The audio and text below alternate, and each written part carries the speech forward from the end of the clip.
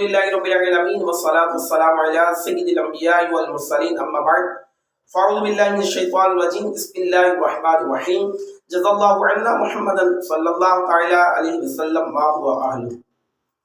اگر جماعت کھڑی ہو، اگر کوئی شخص سنتیں پڑھ رہا ہو اور جماعت کھڑی ہو جائے تو اس کے لیے کیا حکم ہوگا؟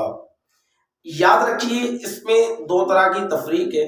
نمبر ایک، دیکھا جائے گا کہ وہ سنت مؤکدہ ادا کر رہا ہے یا سنت غیر مؤکدہ ادا کر رہا ہے۔ ان دونوں کی تھوڑی ڈیٹیل میں عرض کرتا ہوں انشاءاللہ الرحمن۔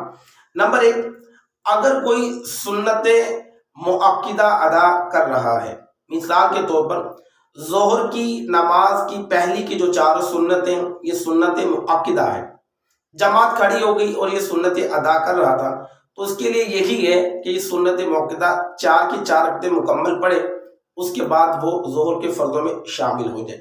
اور اسی طرح نماز جمعہ کی جو پہلی 4 سنتیں ہیں، اب یہ وہ ادا کر رہا تھا کہ جماعت کھڑی ہو گئی تو اس کے لیے بھی یہی حکم ہے کہ پہلے یہ 4 رکعتیں مکمل کریں تاکہ یہ سنت مؤکدہ ہے، اس کے بعد وہ جماعت میں شامل ہو جائے۔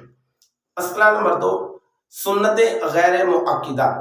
اگر کوئی شخص عصر سے پہلے کی 4 سنتیں یا عشاء کی نماز سے پہلے کی جو 4 سنت وہ ادا کر رہا تھا اور عصر کی جماعت یا عشاء کی جماعت کھڑی ہو گئی تو جو سنت غیر مؤکدہ ادا کر رہا تھا اس کے لیے حکم یہ ہے کہ وہ 2 رکعتیں پڑھ کر سلام پھیر دے اور جماعت میں شامل ہو جائے۔